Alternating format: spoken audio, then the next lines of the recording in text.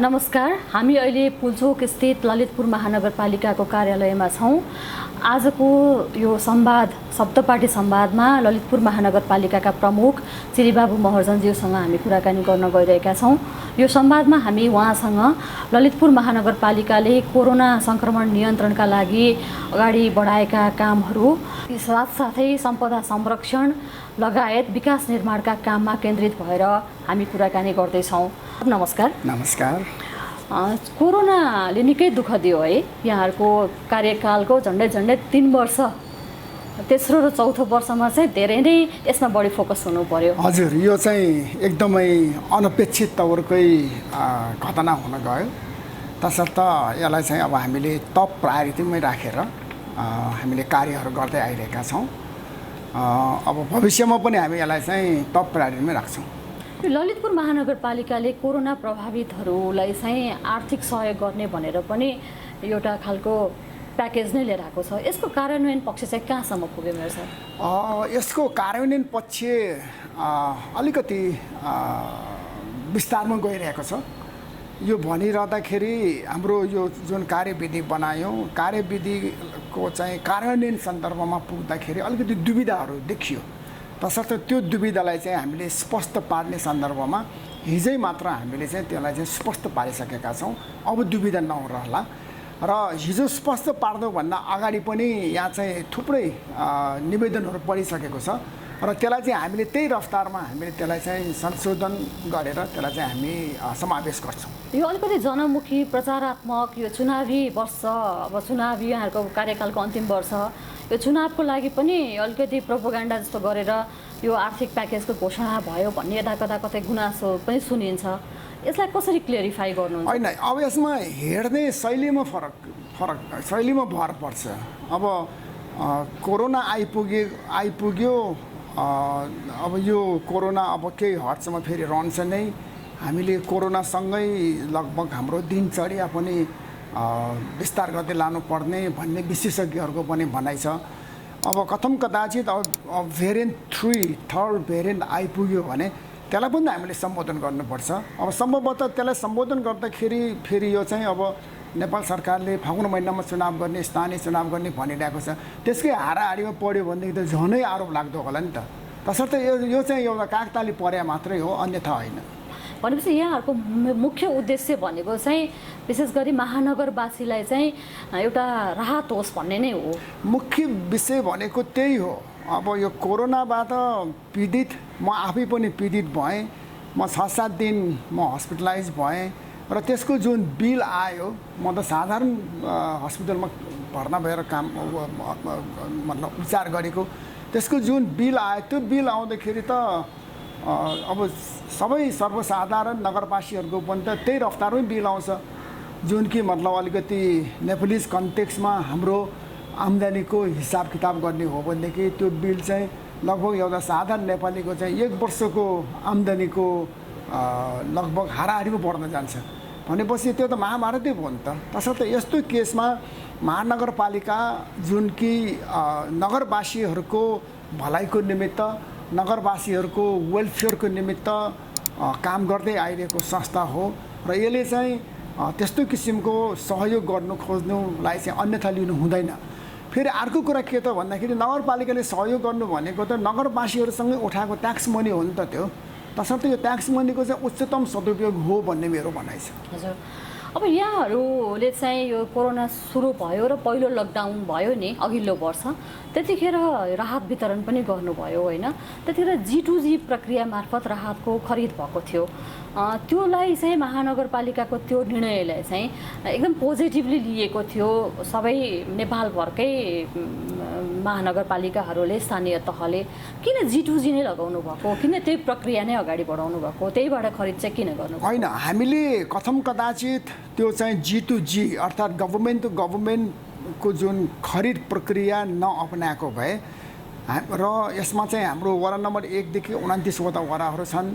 ती वडाहरूलाई चाहिँ हामीले चाहिँ एक किसिमले 10-10 लाख 20-20 लाख रकम चाहिँ विनियोजन गरेर दिएको खण्डमा एउटै सामान किन्दाखेरि लगभग 29 किसिमको प्राइस आउँथ्यो होला, मूल्यहरू आउँथ्यो होला। र त्यसपछि अब हाम्रा वडा अध्यक्षहरूलाई पनि भरे भोलि त गाह्रो पर्छ। वडा नम्बर 1 ले किनेको मूल्य चाहिँ वडा नम्बर 2 को चाहिँ बढी रहेछ, 2 ले भन्दा 3 ले किनेको अझै बढी रहेछ भनेपछि त्यहाँ चाहिँ घोटाला भयो भन्ने किसिमको आरोप लाग्न सक्थ्यो। तसर्थ हामीले G2G खरिद गरेर त्योभन्दा पहिला हामीले कुन वडामा कतिको आवश्यकता छ भनेर डेटा सङ्कलन गऱ्यौँ। त्यो डेटाको आधारमा हामीले चाहिँ साल ट्रेडिङलाई चाहिँ हामीले अर्डर प्लेस गऱ्यौँ र साल ट्रेडिङले चाहिँ मतलब वडामै त्यसको डेलिभरी गर्थ्यो। गरेपछि यसको चाहिँ एक किसिमको सहजीकरण पनि भयो र हाम्रो जनप्रतिनिधिहरूलाई चाहिँ एकदम सजिलो पनि भयो। र दोस्रो कुरा चाहिँ तपाईँले भने जस्तै यसमा G2G हुनासाथ कसैले औँला ठहराउने चाहिँ सम्भावना रहेन र मलाई चाहिँ खुसी लाग्छ। G2G मात्रै पनि होइन, यो चाहिँ सामान पनि यति राम्रो सामान हामीले पायौँ कि कुरा गरेर साध्य नै छैन। त्यसको जुन रिसिपेन्टहरू छन् त्यो सामान चाहिँ प्राप्त गर्ने व्यक्तिहरू यति खुसी भयो कि ती सामानहरू निकै नै गुणस्तरको थियो। तसर्थ हामी चाहिँ बढी नै खुसी छौँ। हजुर, कोरोना सुरु भयो भनौँ न, सुरुमा 1-2वटा केस फाटाफुट्टा देखिएको थियो। त्यतिखेर मास्क र सेनिटाइजर पनि महानगर आफैले उत्पादन गर्यो। त्यसले पनि महानगरको चर्चालाई अर्को फरक बिन्दुमा पुर्याएको थियो। त्यस्तो अलिकति इनोभेटिभ खालको कुराहरू जो चाहिँ अरूले गरेका छैनन्, गर्दैनन्, त्यस्तो चाहिँ महानगरले गरिरहेछ। हाम्रो महानगरपालिका, ललितपुर महानगरपालिकाले गरिरहेछ। त्यस्तो इनोभेटिभ आइडियामा यहाँको सोच कसरी अगाडि बढ्छ त्यो बताइदिनुहोस्। ललितपुर महानगरपालिकाले चाहिँ अलिक पृथक ढङ्गको र नयाँ नौलो टेक्नोलोजी र नयाँ नौलो एउटा प्रविधि अङ्गीकार गरेर हामी काम गर्न रुचाउँछौँ। र जब यो कोभिड-19 आइपुग्यो, अब त्यो बेला चाहिँ सबै हाम्रा डक्टरहरू, मेडिकल स्टाफहरूले चाहिँ सेनिटाइजर र मास्कको जुन किसिमले कुरा उहाँले सुझाव दिनुभयो, त्यसलाई अङ्गीकार गर्नको निमित्त, प्रयोग गर्नको निमित्त भन्नुभयो। र त्यो बेलामा चाहिँ अब एकैचोटि जुन यो मास्कको बजारमा सप्लाई हुने, सेनिटाइजरको बजारमा सप्लाई हुने कुरा छ, त्यो भोल्युम बढेन तर डिमान्ड चाहिँ बेपत्ता बढ्यो। त्यो हुँदाखेरि चाहिँ यहाँ ब्ल्याकमेलिङ पनि हुन थाल्यो, ब्ल्याक मार्केटिङ पनि हुन थाल्यो। अनि त्यो भइसकेपछिको अवस्थामा हामीले विचार गऱ्यौँ कि यो त अब हामीले महानगरवासीहरूलाई चाहिँ यसमा चाहिँ दुःख नहोस्, यसमा चाहिँ सहजता होस् भनेर हामीले हाम्रै महिला समूहहरू, दिदीबहिनीहरू हुनुहुन्छ, विभिन्न किसिम समितिहरू यहाँ चाहिँ थुप्रै महिला समूहहरू हुनुहुन्छ, उहाँहरूलाई चाहिँ हामीले चाहिँ यसमा सेनिटाइजर उत्पादन गर्न पनि र मास्क उत्पादन गर्न पनि हामीले उहाँहरूलाई प्रेरणा दियौँ र उहाँहरूले पनि सहयोग गर्नुभयो, उत्पादन भयो। हालाकि त्यो चाहिँ अब थोरै क्वान्टिटीमा भयो, तरै पनि त्यसले चाहिँ चाहिएको आवश्यकता परेको बेलामा चाहिँ मलमपट्टि लाउने काम भयो। भनेपछि त्यो आफ्नो निर्णय, त्यो आफ्नो योजनाको कार्यान्वयनले चाहिँ यहाँलाई धेरै खुसी दियो। एकदमै त्यो बेला धेरैले हामीलाई धन्यवाद भने। हजुर हजुर। अब फेरि यो कोरोनाको चाहिँ नयाँ भेरिएन्टहरू देखिरहेको छ।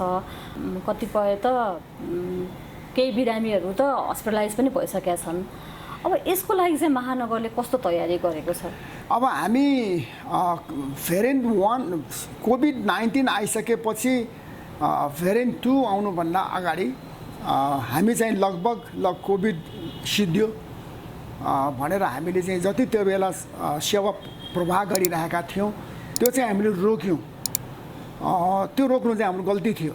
कारण नभन्दै कोभिडको अर्को स्वरूप आइहाल्यो र त्यो नयाँ स्वरूप आउँदाखेरि हाम्रो जुन पुरानो अवस्थामा हामी जति मोबिलाइज भएका थियौँ त्यसपछि हामी डिमोबिलाइज भयौँ र नयाँ आउँदाखेरि हामीले फेरि रिमोबिलाइज हुनको निमित्त हामीलाई गाह्रो पर्यो। तसर्थ अहिले चाहिँ भेरिएन्ट 3 पनि आइसकेको सन्दर्भमा हामीले भेरिएन्ट 2 मा जति राम्रो काम गरेका छौँ त्यसमा अझ पनि परिष्कृत गरेर थप राम्रो काम गर्नुपर्छ भन्ने हिसाब किताब राखेर हामीले भेरिएन्ट 2 को निमित्त गरेको काम कुराको जुन स्तर छ त्यो स्तरलाई चाहिँ हामीले घटाएका छैन र अब भेरिएन्ट 3 त्यही रफ्तारमा आइपुग्यो भने हामीले चाहिँ यसलाई पनि कोप गर्न सक्ने गरी हामी चाहिँ रेडी पोजिसनमा बसिरहेका छौँ। हेर्दै जाउँ यसमा चाहिँ अब के थप गर्नुपर्छ त्यो पनि हामी थप गर्न तयार छौँ। हजुर, यहाँहरूले सञ्चालन गर्नुभएको यो आइसोलेसन, यो दोस्रो भेरिएन्ट पछिको स्पेसल्ली निकै चर्चामा रह्यो। त्यहाँको सेवा सुविधाहरू पनि राम्रो थियो। यो आइसोलेसन सेन्टरको बारेमा भनिदिनुहोस् न। हामीले 2वटा आइसोलेसन सेन्टरहरू खोल्यौँ। यो आइसोलेसन सेन्टरहरू खोल्नको निमित्त हामीले वडा नम्बर 26 सुनाकोटीमा नेपाल युथ फाउन्डेसनले चाहिँ हामीलाई राम्रो सहयोग गर्नुभयो यो भनिरहँदाखेरि उहाँको दुईवटा भवनहरू छन्, त्यो दुईटै भवन उहाँले हामीलाई उपलब्ध गराइदिनु भयो। त्यति मात्र होइन, उहाँहरूको त्यहाँ चाहिँ जुन एउटा एम्बुलेन्स छ, त्यहाँ उहाँहरूको चाहिँ मेडिकल स्टाफहरू छन्, त्यो पनि उहाँहरूले चाहिँ हामीलाई उपलब्ध गराइदिनु भयो। एचडियू 4 सिटिङ क्यापासिटीको एचडियू त्यो पनि उहाँहरूले चाहिँ व्यवस्थापन गरिदिनु भयो। र त्यसपछि उहाँहरूले चाहिँ त्यहाँ भर्ना भएका हाम्रा कोरोना पोजिटिभ भएका व्यक्तिहरूलाई चाहिँ उहाँले दिनभरिमा चाहिँ 4 छाक राम्रो किसिमको ब्यालेन्स डाइट उहाँहरूले चाहिँ खुवाइदिनु भयो। त्यसले गर्दाखेरि पनि हाम्रो त्यहाँ चाहिँ एकदमै राम्रो सेवा हामीले प्रदान गरेको ठहरिन गयो। यसको निमित्त हामीलाई चाहिँ नेपाल युथ फाउन्डेसनलाई चाहिँ हाम्रो तर्फबाट धेरै धन्यवाद छ उहाँहरूलाई, र यसको निरन्तरता पनि भइरहेकै छ। र अनि अर्को कुरा चाहिँ के त भन्दाखेरि त्यहाँ 50 बेडिङ क्यापासिटी लगभग भरिन लाग्दाखेरि हामीले चाहिँ ज्यापु समाजको यो चाहिँ वडा नम्बर 4 बागडोर स्थित वृद्धाश्रम आनन्द निकेतन भवन, जसमा 110 बेडिङ क्यापासिटी छ, त्यहाँ पनि हामीले चाहिँ यो प्रयोग गऱ्यौँ। र त्यहाँ प्रयोग गर्दाखेरिको अवस्थामा त्यहाँ पनि एउटा संस्था, साह्रै राम्रो एउटा संस्था, सुन्दर धोका साथी समूह भन्ने एउटा संस्था छ। त्यो संस्थाले पनि त्यहाँ बस्नुभएका बिरामीहरूलाई चाहिँ 4 छाक एकदमै राम्रो खाना खुवाउनु भयो उहाँहरूले। र त्यहाँ चाहिँ उहाँहरूको चाहिँ मेडिकल स्टाफ पनि उपलब्ध गराइदिनु भयो, र साथमा एम्बुलेन्सको पनि व्यवस्थापन उहाँले गरिदिनु भयो। त्यसले गर्दाखेरि हामीले जति पनि यो भेरिएन्ट 2 आइसकेपछिको अवस्थामा हाम्रो महानगरपालिकाको तर्फबाट यी सहयोगी संस्थाहरूको सहयोग लिएर जुन हामीले आइसोलेसनहरू खोलेका थियौँ, अब त्यहाँको सर्भिस एकदमै उच्च स्तरको रहन गयो, एकदमै राम्रो।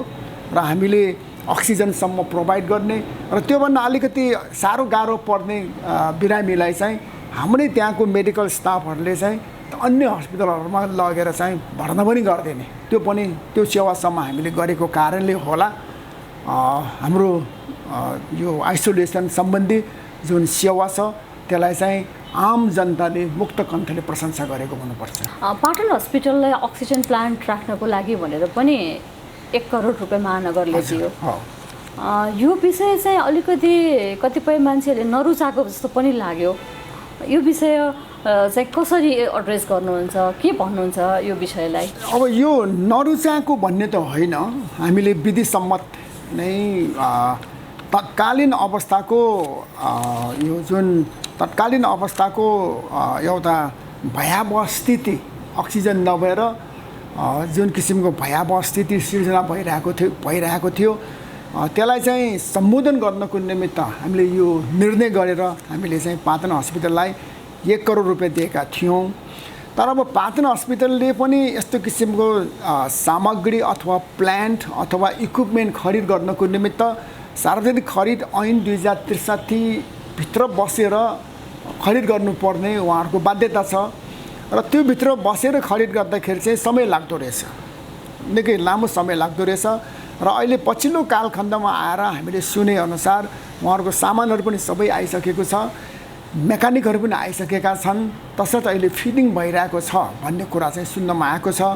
तर यसमा चाहिँ परेको बेला यसको अक्सिजन प्राप्त भएन भन्ने किसिमको चाहिँ अलिकति गुनासो चाहिँ अहिले मैले पनि सुनेको छु। तर अब यसमा मेरो भनाइ चाहिँ यो नेपालको जुन यो प्रोक्युरमेन्ट एक्टलाई फलो गरेर जाँदाखेरि तपाईँलाई थाहै हुँदैन त्यहाँनिर कहाँनिर गएर चाहिँ मतलब समस्यासँग जुझ्न पुगिन्छ भन्ने कुरा थाहै हुँदैन। सम्भवतः त्यस्तो समस्या त त्यहाँ पर्यो भन्ने कुरा चाहिँ मैले सुनेको छैन। तर अब त्यो चाहिँ अहिलेको यो कोभिडको कारणले त्यसको टेक्निसियनहरू विदेशबाट ल्याउनु पर्ने भएको कारणले पनि अलि ढिला भएको छ भन्ने कुरा चाहिँ मलाई त्यहाँको व्यवस्थापनले चाहिँ खबर गरेको छ। पाटन अस्पताललाई नै चाहिँ किन छान्नुभयो, किन छनौटमा पर्यो? पाटन अस्पताल चाहिँ यो कोभिडको सन्दर्भमा कुरा गर्दाखेरि पाटन हस्पिटल चाहिँ यो मुलुककै सबैभन्दा राम्रो हब हस्पिटल हो, र यो हस्पिटलको अन्तर्गत 14वटा चाहिँ सेटेलाइट हस्पिटलहरू पनि छन्। र हामीले त्यो बेला रकमको व्यवस्थापन निर्णय गर्दाखेरिको अवस्थामा पाटन हस्पिटलले गरिआएको काम कुरोको चाहिँ ज्यादै नै प्रचार, ज्यादै नै राम्रो भनेर सबले तारिफ गरिरहेको थियो। र हामी पनि त्यहीँ गएर हस्पिटलमै गएर उहाँलाई धन्यवाद भन्न गयौँ र त्यो बेलामा चाहिँ उहाँहरूले चाहिँ अक्सिजन प्लान्टको एउटा व्यवस्थापन हुन गएको खण्डमा अहिले हामीले जुन स्तरमा सेवा प्रवाह गरिरहेका छौँ यसमा अझ अभिवृद्धि हुन्छ, क्वालिटी इन्हान्स हुन्छ भन्ने उहाँहरूको भनाइरहेको कारणले गर्दाखेरि हामीले चाहिँ पाटन हस्पिटल जुन कि कोभिडको सन्दर्भमा मुलुककै सबैभन्दा बेस्ट हस्पिटल, हब हस्पिटल भएको कारणले चाहिँ हामीले पाटन हस्पिटललाई चाहिँ छानेका हौँ र त्यसमाथि पनि पाटन हस्पिटल भनेको यो ललितपुर महानगरपालिकाको चाहिँ गहन हस्पिटल नै हो।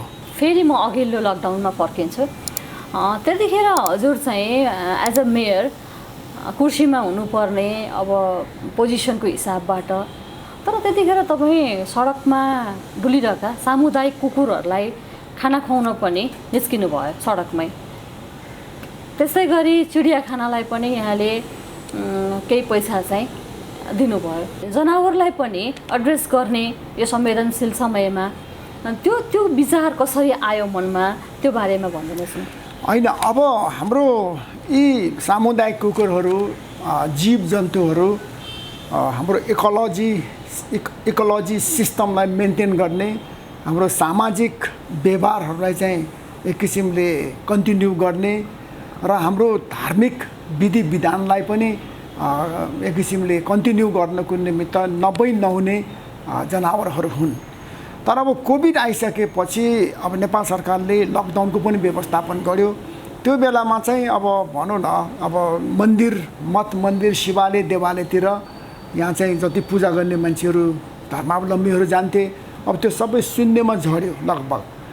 त्यो झरिसकेपछि अब जस्तै हाम्रो दरबार क्षेत्रमा हजारौँ परिवारहरू छन्, अब त्यो कसले खुवाउने त, कसैले खुवाउन त गाह्रो पर्यो। खुवाउने इच्छा भएको मान्छेलाई पनि निस्किन नपाउने भयो।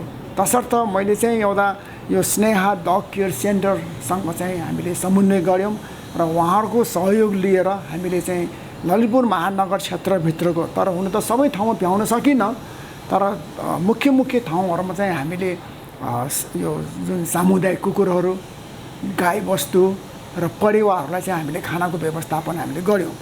यो किन गर्नु पर्यो त भन्दाखेरि अरू बेलामा मतलब सामुदायिक जनावरहरूलाई चाहिँ खुवाउने सङ्घ संस्थाहरू पनि थिए र मान्छेहरूले जुन धर्म कर्म गर्ने, बिहानी पूजापाठ गर्न जाने मान्छेहरूले चाहिँ यी चराचुरुङ्गीलाई चाहिँ खुवाउने पनि व्यवस्था गरेको थियो। तर जब उहाँहरू घरबाट ननिस्किने भएपछि त भोक त लागिहाल्छ नि, जनावरहरूलाई पनि भोक लाग्छ। तसर्थ त्यो कुरालाई मध्यनजर राखेर हामीले चाहिँ यो ठाउँमा खानेकुरा चाहिँ हामीले जनावरदेखि लिएर चराचुरुङ्गीलाई खुवायौँ। र यहाँले सन्दर्भ निकाल्नु भएको जुन चिडियाघर छ, अब चिडियाघरमा त्यो अवधिमा लकडाउन गर्नुभन्दा लगभग 1 महिना जति अगाडिदेखि नै चिडियाघरमा चाहिँ यो मान्छेहरू छिर्न दिएको थिएन। तसर्थ त्यो भनेको चाहिँ चिडियाघरको रेभेन्यू घट्यो नि त, आम्दानी घट्यो। घटेपछि त्यहाँको जुन रेगुलर एक्सपेन्स छ, खर्च छ, तर त्यो त घटेको छैन। र मैले एकचोटि त्यहाँको हाम्रो डाइरेक्टर साहबलाई चाहिँ मेरै कार्यकक्षमा बोलाएर कुरा गर्दाखेरि उहाँले भन्नुभयो कि यो चिडियाघरमा अहिले जनावरहरू 1000 छन्। अब रेगुलर खाना त खुवाउनै पर्यो, अनि त्यसमाथि कर्मचारीहरू थुप्रै छन्, उहाँलाई तलब दिनै पर्यो।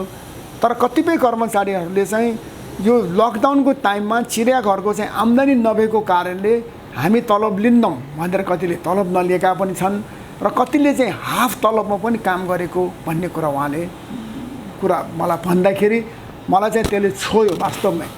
ल उसो भए ललितपुर महानगरपालिकाको तर्फबाट म केही सहयोग गर्छु भनेर त्यहाँ मतलब जीव जन्तुलाई खुवाउनुकै निमित्त मैले चाहिँ उहाँलाई 10 लाख रुपियाँ सहयोग गरेँ। त्यो 10 लाख रुपियाँ सहयोग गरेको चाहिँ अलिक प्रचार बढी भयो, प्रचार पनि भयो। भइसकेपछि उहाँलाई चाहिँ धेरै अरू सङ्घ संस्थाले मनकी आर्थिक सहयोग गर्यो भनेपछि मैले ठिकै गरेँ जस्तो लाग्छ। सहयोगको सुरुवात गरेँ, अरूले चाहिँ त्यसलाई कन्टिन्यू गर्यो, त्यो चाहिँ राम्रै हो। अब मैले यो कोरोनाको समयमा यहाँले काम गर्दाखेरि कस्तो सिकाइ भयो, यो सिकाइको सन्दर्भमा सोध्न खोजेको। एज अ नगरपालिकाको प्रमुखको हिसाबबाट यो टाइमको काम गराएको सिकाइ चाहिँ कस्तो रह्यो त्यो बारे? यो कोरोनाको सन्दर्भमा काम गर्दै जाँदाको सिकाइ चाहिँ अचम्मकै छ। किनभने यो कोरोनाले चाहिँ अब विश्वको महारथी मुलुकहरूलाई पनि तर्साएकै हो। यसको खासै एउटा अब अहिले त भ्याक्सिनेसन आयो, त्यो बेलामा चाहिँ केही पनि थिएन। एक किसिमले चाहिँ एडहक बेसिसमा काम गर्नुपर्ने, कसैले यो गरे राम्रो बन्छ, कसैले त्यो गरे राम्रो बन्छ। हाम्रो नेतागणहरूले पनि थुप्रै चाहिने नचाहिने कुराहरू चाहिँ उहाँले पनि भन्नुभयो। अब त्यसको ठ्याक्कै फर्मुला चाहिँ थिएन। तसर्थ हामीले त्यो बेला अब एक किसिमले लर्निङ बाई डुइङ कन्सेप्टमा पनि हामी अगाडि बढ्यौँ र त्यसमा चाहिँ नतिजा पनि कुनैमा चाहिँ राम्रै पनि निस्किएको छ। तर यति भन्दै गर्दा हामीले त्यो बेलामा चाहिँ तपाईँले अघि भने जस्तै हामीले मास्क सेनिटाइजर उत्पादन गर्ने कामदेखि लिएर हामीले चाहिँ यो डिग्निफाइड किटको पनि हामीले व्यवस्थापन गऱ्यौँ र त्यति मात्र पनि होइन, हामीले चाहिँ कोरोना पोजिटिभ भएका सङ्क्रमित व्यक्तिहरूलाई चाहिँ हामीले इन्करेज गर्न, उहाँहरूलाई चाहिँ हतोत्साही नहुनुको निमित्त हामीले उहाँहरूलाई घर घरमा गएर हामीले भिजिट पनि गऱ्यौँ र हामीले चाहिँ उहाँहरूलाई चाहिँ एक किसिमले तपाईँलाई केही पर्दाखेरि हामीलाई खबर गर्नुहोस् भन्ने किसिमका कुराहरू पनि गर्दै गयौँ। तर ठ्याक्कै यो गर्दाखेरि यो रोगको लागि चाहिँ ठ्याक्कै औषधि मुलो हुन्छ भन्ने चाहिँ थाहा नभएको हुनाले हामीले त्यो बेला चाहिँ अब आफूले जाने बुझेको र महानगरको मेयर अथवा महानगर को हैसियतले चाहिँ आफ्नो नगरवासीहरूलाई सान्त्वना दिने काममा नै हामी बढी उत्प्रेरित भयौँ। हजुर, राम्रो कामको त कुरा यहाँले गर्नुभयो। यो काम चाहिँ नगरे भए हुन्थ्यो यो पिरियडमा, कोरोनाको टाइममा भने केही छ त्यस्तो? त्यस्तो त खासै केही छैन। हामीले अब कोरोनाको टाइममा एक किसिमले लकडाउन भइराखेको, सामाजिक दूरी कायम गरेर बस्नुपर्ने, हुलमुलमा जान नपाइने, नहुने, छिनका छिन हात धुनुपर्ने, मास्क लाउनुपर्ने आदि इत्यादि कारणले गर्दाखेरि चाहिँ अब त्यो बेला अलिकति यो जुन यहाँको धार्मिक रीतिरिवाज, जात्रा पर्व, यसमा चाहिँ अलिकति मतलब यसको चाहिँ व्यवस्थापन हुनमा चाहिँ कमजोरी चाहिँ हुन गएको हो। तर अब मेरोमा त्यस्तो खासै रिग्रेट चाहिँ छैन त्यसमा। अब म यहाँलाई साइकल लेनतर्फ लैजान चाहन्छु। ललितपुर महानगरपालिकाले सुरु गरेको यो साइकल लेन निकै चर्चामा छ।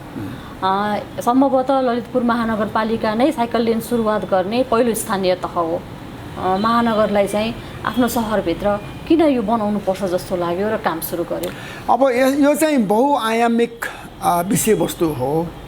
हामीले ललितपुर महानगरलाई चाहिँ एउटा स्मार्ट सिटी बनाउँछौँ भनेर भन्यौँ एकातिर, अनि अर्कोतिर चाहिँ के त भन्दाखेरि यहाँ चाहिँ मतलब जुन किसिमको यो वायु प्रदूषणहरू छन् त्यो अर्को पक्ष रह्यो र त्यसपछि अर्को चाहिँ यहाँ हाम्रो आम जनताको स्वास्थ्यको, आम नगरवासीको स्वास्थ्यको कुरा पनि छ।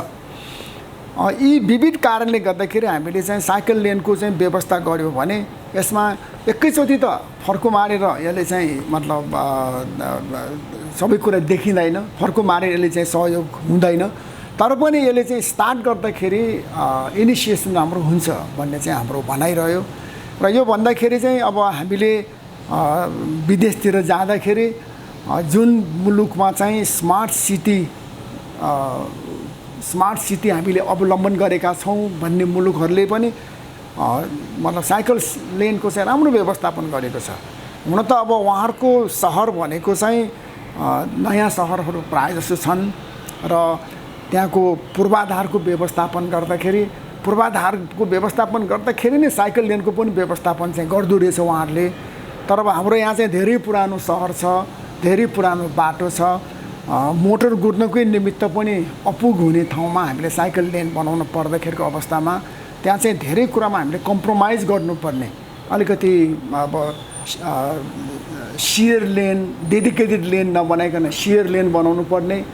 अब सियर लेनमा पनि साइकलको निमित्त जुन किसिमको फ्री वातावरण हुनुपर्थ्यो त्यो अझसम्म हामीले दिन नसकिराखेको अवस्था र डेडिकेटेड लेन त हामीले कल्पना गरेका थियौँ, तर काम गर्दै जाँदा चाहिँ अहिलेको निमित्त गाह्रो पर्दो रहेछ। त्यसैले हामीले त्यतातिर पनि हामीले अलिकति कम्प्रोमाइज त गर्नै पर्यो।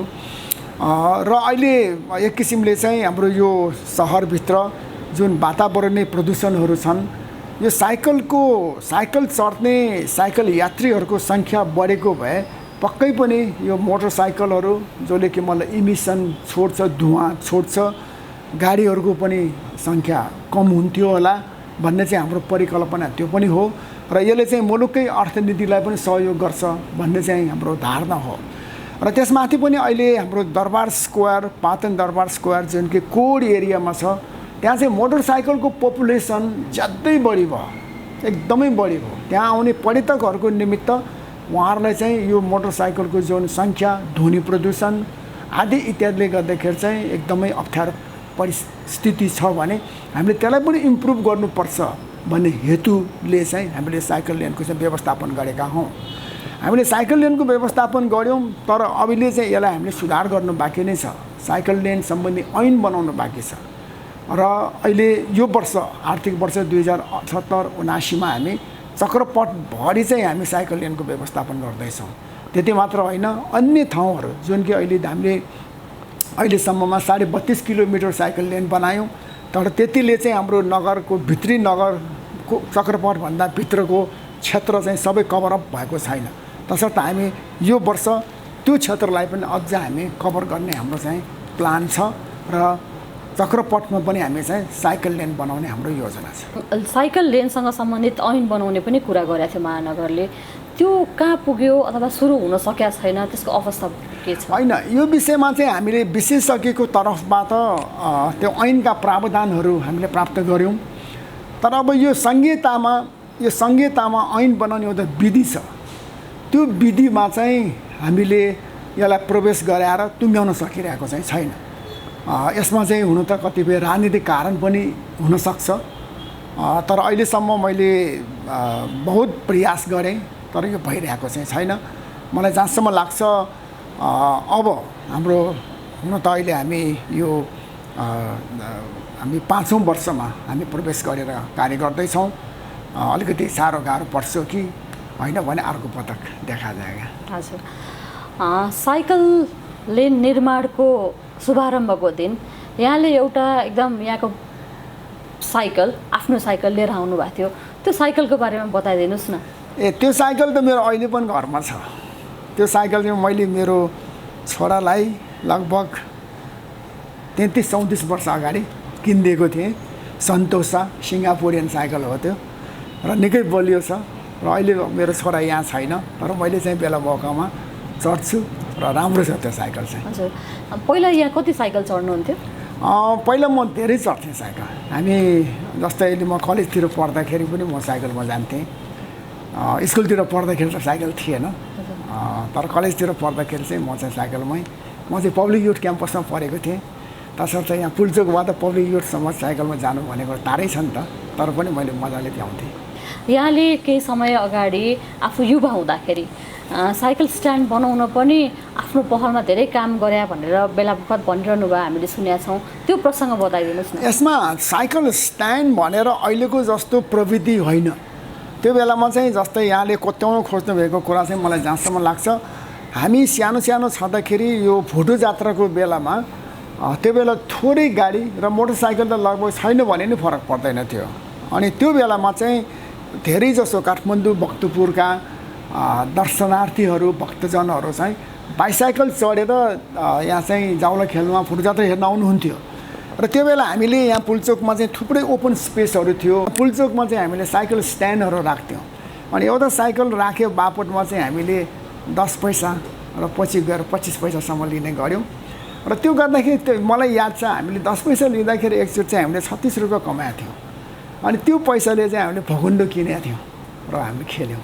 तसर्थ त्यो चाहिँ अवस्था, त्यो बेलाको अवस्था चाहिँ साइकल मैत्री सहर थियो।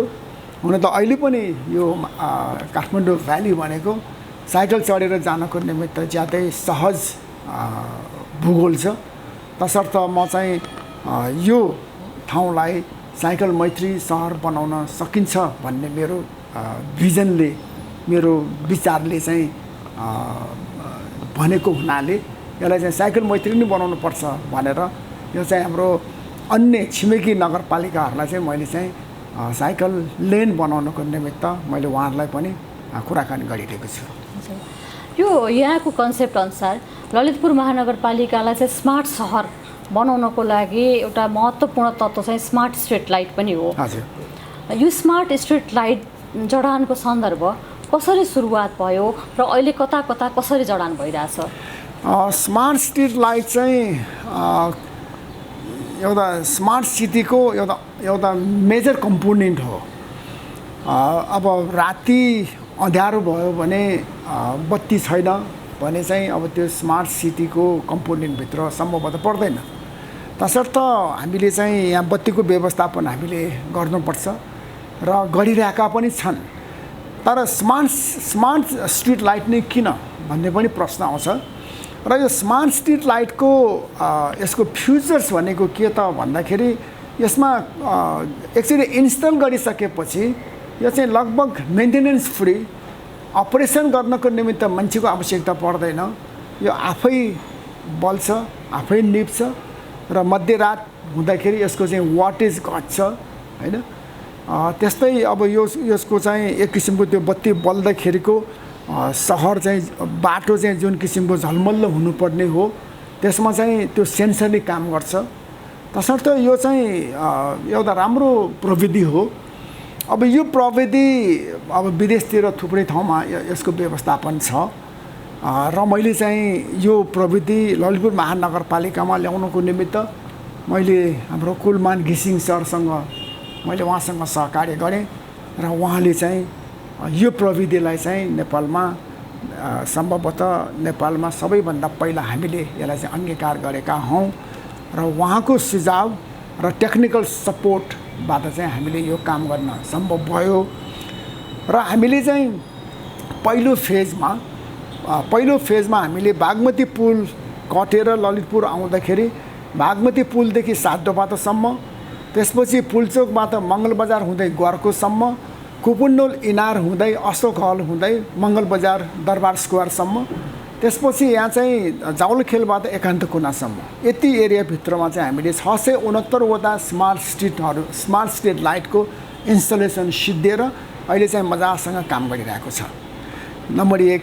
अनि दोस्रो कुरा चाहिँ के त भन्दाखेरि हामीले फेज 2 पनि हामीले कार्यान्वयन गर्नको निमित्त टेन्डर भइसकेको छ। टेन्डरको अहिले मूल्याङ्कन भइरहेको छ। हालांकि रिपोर्ट चाहिँ आइसकेको छैन। यो कहाँ जडान हुन्छ? यो चाहिँ फेज 2 को स्मार्ट स्ट्रिट लाइट जडान चाहिँ हामीले यो ललितपुर महानगरपालिका महानगर बन्नको निमित्त छिमेकी गाउँपालिका र कार्यविनायक नगरपालिका यसमा मर्ज गर्न ल्याइएको थियो र ती क्षेत्रहरू मर्ज भइसकेपछि यो चाहिँ महानगरपालिका बन्यो।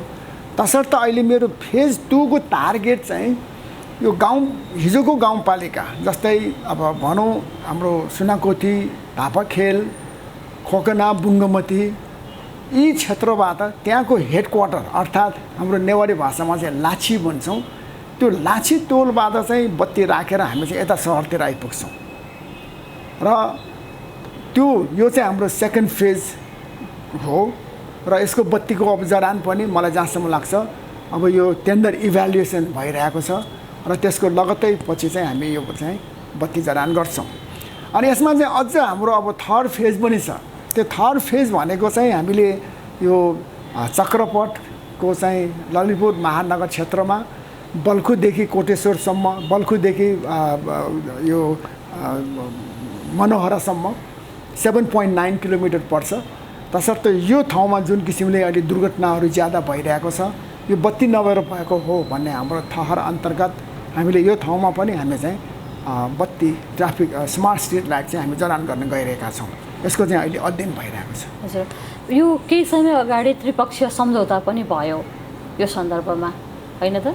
हजुर, यसमा चाहिँ मैले चाहिँ नेपाल सरकारले एउटा पत्र पठाएको थिएँ कि यो चक्रपथमा स्मार्ट स्ट्रिट लाइट राख्नु पर्यो र केन्द्रीय सरकार, सङ्घीय सरकारले चाहिँ यसको सुरुको लगानी अर्थात् क्यापिटल इन्भेस्टमेन्ट तपाईँहरू गरिदिनुहोस्। त्यसपछि यसको महिनावारी शुल्क हामी तिर्छौँ र त्यसपछि हामीले यो चक्रपथलाई चाहिँ एकदमै विदेशतिर जति मतलब राम्रोसँग चाहिँ हाइवेहरू हुन्छ यहाँ पनि हामी त्यही रफ्तारमा यसलाई हामी मेन्टेन गर्छौँ। दायाँ बायाँ हामी हरियाली प्रवर्तन गर्छौँ, हरियाली अभिवृद्धि गर्छौँ र त्यो सडकको मतलब क्वालिटी अथवा सडकमा पनि धुलो रहित हामी बनाउँछौँ। तर यसको सुरुवाती लगानी चाहिँ नेपाल सरकारले गरिदियोस् भनेर मैले एउटा पत्र पठाएँ। तर त्यो पत्र पठाइसकेपछि नेपाल सरकारको तर्फबाट चाहिँ एउटा जवाफ हामीले के पायौँ भने यसमा विद्युत प्राधिकरणले 40% पैसा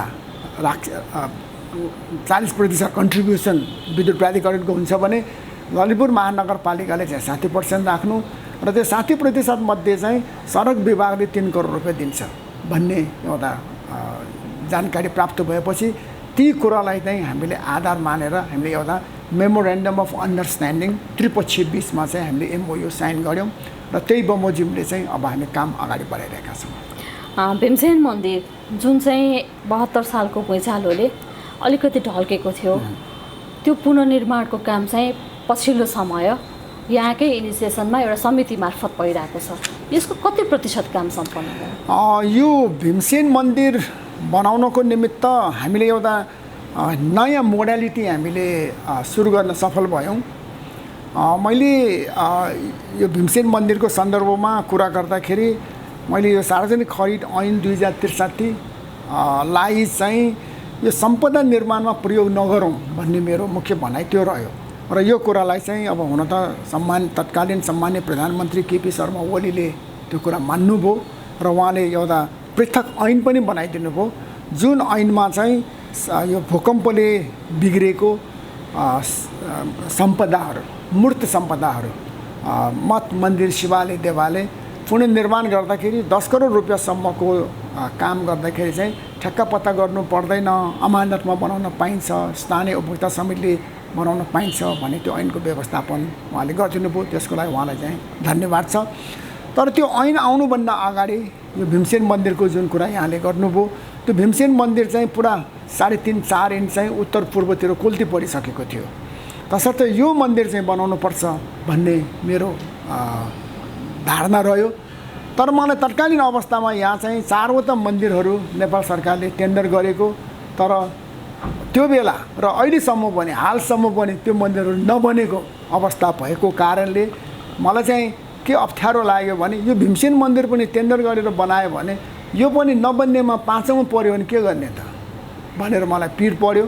तसर्थ मैले चाहिँ नेपाल सरकारसँग यो मन्दिर बनाउन हामी 2 रुपियाँ पनि नलिने, हामी चन्दा उठाएरै यो मन्दिर चाहिँ बनाउने ताकि हाम्रै क्वालिटीको राम्रो क्वालिटीको काम चाहिँ हुन्छ र समयमै यो मन्दिर चाहिँ निर्माण पनि सम्पन्न हुन्छ भन्ने हिसाब किताब राखेर मैले एउटा ठुलो बैठक बोलाएँ। त्यो बैठकमा चाहिँ हाम्रो ललितपुर चेम्बर एन्ड कमर्सको ठुलो सहयोग रह्यो। त्यहाँका तत्कालीन अध्यक्ष कृष्णलाल महर्जनले यसमा राम्रो सहयोग गर्नुभयो र त्यसपछि मैले उहाँकै अध्यक्षतामा एउटा कमिटी पनि गठन गरेँ र त्यही बैठकमा चाहिँ यो मन्दिर बनाउनको निमित्त लाग्ने लागत 4 करोड 93 लाख रुपियाँ थियो। त्यो एउटै बैठकमा त्यो 4 करोड 93 लाख रुपियाँको चाहिँ चन्दा पनि उठ्यो। त्यसमा हामीले ललितपुर महानगरपालिकाले 1 करोड रुपियाँ राख्यौँ र अन्य सहयोगी हातहरूले चाहिँ राम्रोसँग चन्दा दिनुभयो र 4 करोड 93 लाख बराबरको पैसा चाहिँ उठेपछि हामीले चाहिँ ल अब यो काम सुरु गरौँ भनेर हामीले क्षमा पूजा के गर्नुपर्ने पूजासुजा गऱ्यौँ र काम सुरु भयो र अहिले त्यो मन्दिर चाहिँ एकदम राम्रोसँग क्वालिटी जब भन्छु म भइरहेको छ र अहिले चाहिँ त्यसको स्ट्रक्चरको काम सबै सिद्धिसकेको छ र मलाई जहाँसम्म लाग्छ अब यसमा चाहिँ झिङ्गती छाना लाउनु बाँकी छ र यो चाहिँ मलाई मेरो हिसाब किताब अनुसार यसको यो मन्दिरको काम चाहिँ 90% पुरा भइसकेको छ। अब झिङ्गतीको छाना लाउनु बाँकी छ, त्यसलाई चाहिँ मैले 10%मा चाहिँ राखेको छु र यसको जुन क्वालिटी छ र यो चाहिँ एकदमै टाइममै यसको कोरोनाको बावजुद पनि यो चाहिँ एकदमै टाइममै यो चाहिँ सम्पन्न हुन गइरहेको छ र मेरो आकलन अनुसार यो चाहिँ आउँदो दसैँभन्दा अगाडि यो मन्दिर चाहिँ निर्माण कार्य सकिन्छ। पाटन दरबार क्षेत्रमै अरू 3-4वटा मन्दिरहरू पनि बनिरहेछ, देगु तलेजु भनौँ, भाइदेगो भनौँ, त्यो सन्दर्भ पनि यसमा जोडिदिनुहोस्। यसमा यो काठमाडौँ भ्याली प्रिजर्भेसन ट्रस्टले चाहिँ भाइदेगोको निर्माण गरेको हो। यसमा त्यो मन्दिर पनि राम्रैसँग बनिरहेको छ, हालाकि सम्पन्न भइसकेको छैन र त्यो मन्दिर बनाउनुको निमित्त पनि ललितपुर महानगरपालिकाले लगभग 2-3 पटक गरेर 1 करोड रुपियाँ जति सहयोग गरिसकेको छ। तसर्थ त्यो मन्दिर पनि अब समयमै बन्छ भन्ने हामी आशा गरौँ र जहाँसम्म देगु तलेजुको सन्दर्भ छ, यो चाहिँ अघि मैले भनेको जुन ऐन छ त्यो ऐन सार्वजनिक स्थानीय उपभोक्ता समितिले मन्दिर बनाउन पाइन्छ भन्ने त्यो ऐनको जुन व्यवस्थापन छ, पेट बोली छ, त्यही अन्तर्गत चाहिँ यो देगो तलेजुको निर्माण अहिले शुभारम्भ भइसकेको छ। अब हुन त यो मन्दिर एकदमै ठुलो मन्दिर छ, तसर्थ अलि समय लाग्छ होला। अनि त्यसपछि अनि हामीले अर्को मन्दिर चाहिँ हामीले नरसिंह मन्दिर, त्यो चाहिँ ललितपुर महानगरपालिकाकै बजेटबाट अहिले हामी निर्माण सुरु गरिसकेका छौँ। र त्यस्तै त्यहाँ चाहिँ अरू थुप्रै सम्पदाका वस्तुहरूको निर्माण पनि भइरहेको छ। जस्तै त्यहाँ मुछे आँगन त्यो पनि निर्माण भइरहेको छ र अन्य कुराहरूको पनि राम्रोसँग व्यवस्थापन हुन गइरहेको कुरा यहाँलाई मैले जानकारी गराएँ। हजुर, अब रातो मछेन्द्रनाथको मन्दिरको सन्दर्भमा हामी कुरा गरौँ। रातो मछेन्द्रनाथको मन्दिर चाहिँ नेपालकै गौरव हो। ललितपुर महानगरपालिकाको त आफ्नै प्रपर्टी भयो। यसको पुनर्निर्माण चाहिँ बिचमा रोकिने अनि अगाडि बढ्न नसक्ने अवस्था आएको थियो।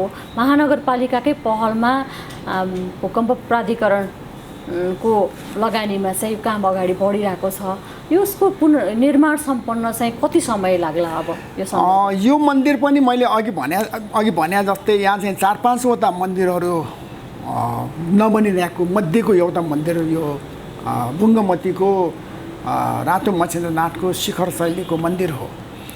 त्यो मन्दिर पनि बनिरहेको थिएन। तसर्थ हामीले चाहिँ यो भीमसेन मन्दिर बनाइसकेको, भीमसेन मन्दिर बनाउन हामी भीमसेन मन्दिरको कार्य प्रगति देखिसकेपछि मैले चाहिँ नेपाल सरकारले एउटा पत्र लेखेँ र मैले नेपाल सरकारलाई चाहिँ म यो भीमसेन मन्दिरकै मोडेलमा यो मछेन्द्रनाथको मन्दिर पनि, बुङ्गमतीको मछेन्द्रनाथको मन्दिर पनि बनाउँछु, मलाई अनुमति दिनुहोस् भनेर मैले अनुमति मागेँ। अनुमति माग्दाखेरि नेपाल सरकारले मलाई अनुमति चाहिँ दिएन र त्यो बेलासम्ममा अघि भनेको ऐन चाहिँ आइसकेको थियो। तसर्थ यो ऐन अन्तर्गत मेयर साहब तपाईँले चाहिँ यो हाम्रो पुनर्निर्माण प्राधिकरणबाट रकमको व्यवस्थापन हुन्छ र यो बमोजिमले चाहिँ तपाईँले चाहिँ स्थानीय उपभोक्ता समितिबाट यो मन्दिरको निर्माण गर्नुहोस् भनेर चाहिँ मलाई चाहिँ उहाँले अनुमति दिनुभयो र त्यही अनुमति अन्तर्गत हामीले चाहिँ त्यहाँ एउटा बृहत बैठक राख्यौँ र त्यो बैठकबाट चाहिँ एउटा उपभोक्ता समिति हामीले गठन गऱ्यौँ र त्यही उपभोक्ता समिति अन्तर्गत अहिले चाहिँ काम राम्रोसँग सुरु भएको छ र 1.5 तल्लाभन्दा अलिकति बढी निर्माण पनि भइसकेको छ। अब हुन त त्यो मन्दिर जस्तो काम अलिकति क्वालिटीको त हुनैपर्छ, त्यसमा क्वालिटीमा कम्प्रोमाइज गर्न पाइँदैन। तसर्थ अलिकति समय लाग्छ, तर त्यो चाहिँ अब छिटै नै निर्माण सम्पन्न हुन्छ। अमूर्त सम्पदामा पनि महानगरपालिकाले धेरै काम गरेको छ। यसको संरक्षणको लागि अक्षय कोष स्थापना गर्नदेखि बाजागाजा संरक्षणको लागि चाहिँ बाजागाजा बजाउने मान्छेहरूलाई चाहिँ ट्रेन गर्नेसम्ममा यो विषयमा पनि केही बताइदिनुहोस् न। अब यो जहाँ जहाँ मूर्त सम्पदा छ त्योसँग चाहिँ अनुन्यासित तवरले चाहिँ अमूर्त सम्पदाहरू पनि रहिआएको छ। अमूर्त सम्पदा भन्दाखेरि हामीले त्यहाँको चाहिँ जात्रा, पर्व, नाच, गान, भजन, कीर्तन आदि इत्यादि सबै यसमा पर्छ। र हामी कहाँ यहाँ चाहिँ हाम्रो रातो पुस्तिका, जसलाई हामी बजेट किताब भन्छौँ, त्यो बजेट किताबमा समावेश हुने अमूर्त सम्पदाका सहयोग गर्नुपर्ने लिस्ट नै लगभग कम्प्युटर प्रिन्टआउटमा चाहिँ 3 पानाको छ। यहाँ कुनै पनि जात्रा पर्व छैन होला जसमा चाहिँ ललितपुर महानगरपालिकाले सहयोग नगरेको। तर अहिले पछिल्लो कालखण्डमा आएर त्यसमा पनि अझ थप हुन गइरहेको छ। जस्तै उदाहरणको लागि हामीले अमूर्त सम्पदाको सन्दर्भमा यो चुनाव हुनुभन्दा लगभग 23 वर्ष अगाडिदेखि यहाँको चाहिँ साह्रै फेमस अति प्रख्यात जात्रा चाहिँ पायो जात्रा भन्छ, जसलाई चाहिँ खर्ग जात्रा हो। त्यो खर्ग जात्रा चलेको थिएन, रोकिरहेको थियो 23 वर्ष अगाडिदेखि। हामी आइसकेपछि हामीले त्यसलाई चलायौँ र अब त्यो जात्रालाई पनि हामीले चाहिँ एक किसिमले अक्षय कोषको व्यवस्थापन गर्न सक्यौँ भने पछि पनि गएर चाहिँ यो रोकिन्न भन्ने हाम्रो ठम्ब्याइरह्यो एउटा कुरा। अनि दोस्रो कुरा चाहिँ यहाँ चाहिँ एकदमै प्रख्यात नाचहरू छन्। जस्तै हाम्रो कार्तिक नाच भन्यो, अब एकदमै पुरानो नाच, साह्रै राम्रो। अब त्यो नाचको निमित्त पनि आर्थिक अभावको कारणले गर्दाखेरि त्यो नाचमा पनि कुनै पनि किसिमको अवरोध नआओस् भन्नको निमित्त ललितपुर महानगरपालिकाको तर्फबाट त्यसको अच्छे कोष स्थापनाको लागि चाहिँ हामीले 1 करोड रुपियाँ दिने भन्ने चाहिँ हाम्रो घोषणा थियो र त्यही घोषणा अन्तर्गत हामीले गएको आर्थिक वर्षमा हामीले 50 लाख रुपियाँ दिइसक्यौँ र 50 लाख रुपियाँ हामी यो आर्थिक वर्षमा दिँदैछौँ। त्यस्तै हाम्रो खोकनाको रुद्रायणी नाच पनि महत्त्वपूर्ण नाच छ। त्यो नाचलाई पनि हामीले चाहिँ 50 लाखको अच्छे कोष बनाइदिने भनेर हामीले 25 लाख रुपियाँ दिइसकेका छौँ र 25 लाख चाहिँ अब हामी दिँदैछौँ यही आर्थिक वर्षमा। यस्तै हाम्रो हरसिद्धिको नाच छ, त्यहाँ पनि हामीले चाहिँ 25 को अच्छे कोष भइसकेको छ र अब अर्को थप 25 लाखको अच्छे कोष गर्दाखेरि 50 लाखको अच्छे कोष चाहिँ त्यहाँ पनि व्यवस्थापन गर्न गइरहेका छौँ। तसर्थ यी अमूर्त सम्पदाहरूलाई चाहिँ मतलब सहयोग गर्नको निमित्त ललितपुर महानगरपालिका एकदमै अगाडि बसेर यसलाई चाहिँ मतलब ओन गरेर हामी अगाडि बढिरहेका छौँ।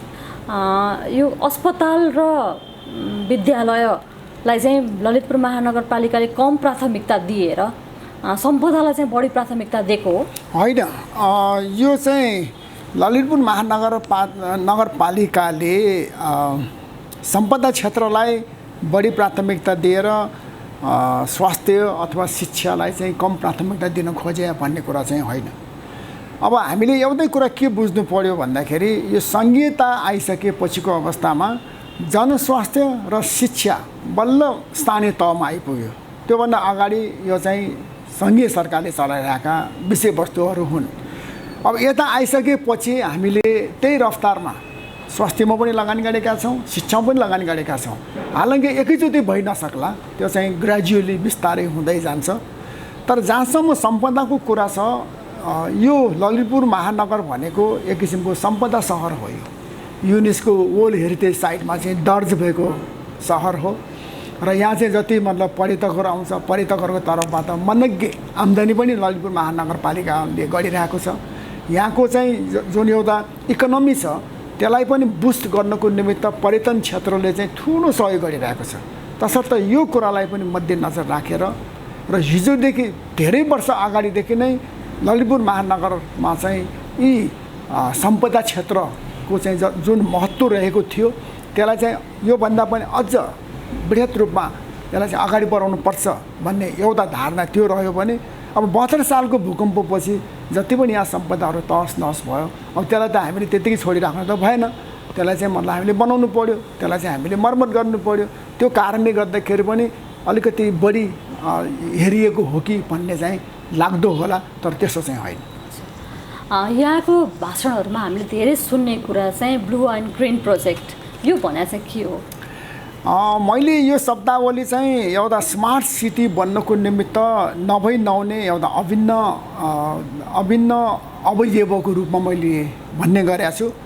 त्यो भनेको चाहिँ ग्रिन भनेको चाहिँ हरियाली प्रवर्तन गर्ने हो, अनि ब्लू भनेको चाहिँ पानी जन्ने प्रोजेक्टहरू हुन्। ग्रिन भन्नासाथ हामीले यो बाटोको छेउछाउमा जुन किसिमले हामीले चाहिँ अहिले चाहिँ वृक्षारोपण गरेर हलक्कै बिरुवाहरू बढेका छन्, त्यस्तै खाली जग्गा, प्रति जग्गा, ऐलानी जग्गा, सरकारी जग्गा यस्तोमा चाहिँ हामीले चाहिँ जुन किसिमले वृक्षारोपण गरेर त्यहाँ चाहिँ अहिले बगैँचा, बालबालिकाहरू खेल्ने ठाउँ, हाम्रो सिनियर सिटिजनहरू चाहिँ डुल्ने ठाउँ, यो चाहिँ हामीले बृहत रूपमा बनाइरहेका छौँ। यो भनेको चाहिँ ग्रिन प्रोजेक्टहरू हुन्। अनि ब्लू प्रोजेक्ट भन्दाखेरि पानी जन्ने, जस्तै अब हामीले भनौँ हामी महानगरमा आइसकेपछि हामीले चाहिँ रानी पोखरीभन्दा पनि पुरानो पोखरी पिम्बाल पोखरीको हामीले राम्रोसँग मर्मत गऱ्यौँ र अहिले त्यो चाहिँ एउटा टुरिस्टिक डेस्टिनेसनको रूपमा चाहिँ रहेको छ। हालाकि अहिले टुरिस्ट त छैन। त्यस्तै हाम्रो यो पूर्णचन्दी पोखरी एकदमै हामीले राम्रोसँग बनाएका छौँ र यो हाम्रो उसको बुङ्गमतीको देह पुखु, पुहो पुखु आदि पोखरीहरू चाहिँ हामीले बनायौँ। र हामीले लगनखेलमा चाहिँ जुन यो नुहु पुखु छ त्यो पोखरीको मर्मतको निमित्त पनि हामीले मनग्गे पैसाको चाहिँ व्यवस्थापन गरिसक्यौँ। तर त्यो पोखरी चाहिँ अहिलेसम्म बनिरहेको चाहिँ छैन। त्यसमा मेरो असन्तुष्टि त छँदैछ। अब यो चाहिँ ग्रिन भनेपछि हरियाली, ब्लू भनेपछि पानी जन्ने भयो।